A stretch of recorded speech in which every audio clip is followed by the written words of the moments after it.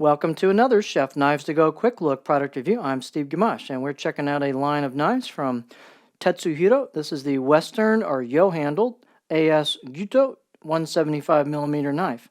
And this line of knives has a core steel of Aogami Blue Paper Super Steel, or AS for short.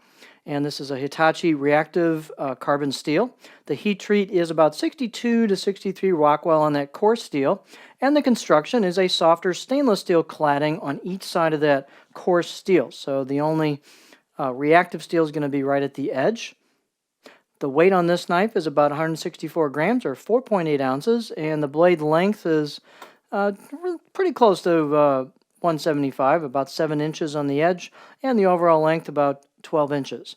The spine thickness, these are fairly thin knives, so the spine thickness is 1.8 millimeter coming off the bolster here, and it pretty much doesn't have much distal taper, so it's not really a very good statement, is it? So it doesn't have much distal taper. Let's rephrase that.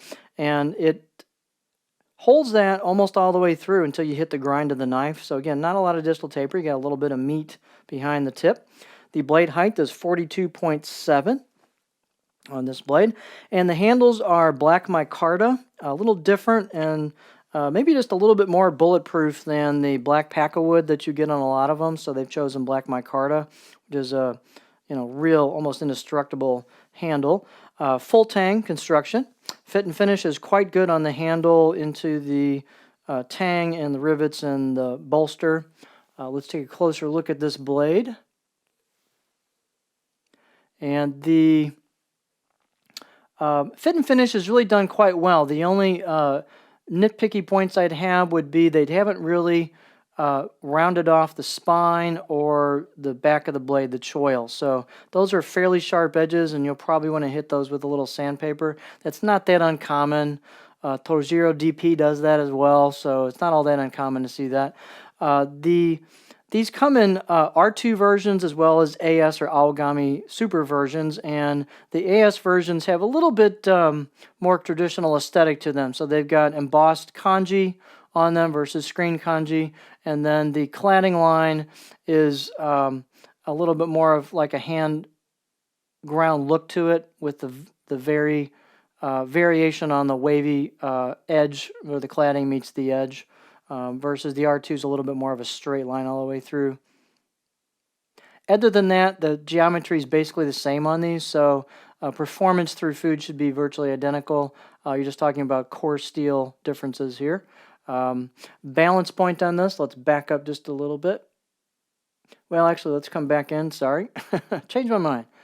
Here's the line, fairly thin, and again, it just pretty much holds that spine thickness all the way till you hit the grind of the blade. The knife, again, the aesthetics and the comfort could be increased quite a bit by sanding down the spine and the back of the blade just a little bit. Out of the box edge really was pretty darn sharp, about a 6 out of 10. Not a whole lot of bite or tooth to the edge, but it was pretty sharp.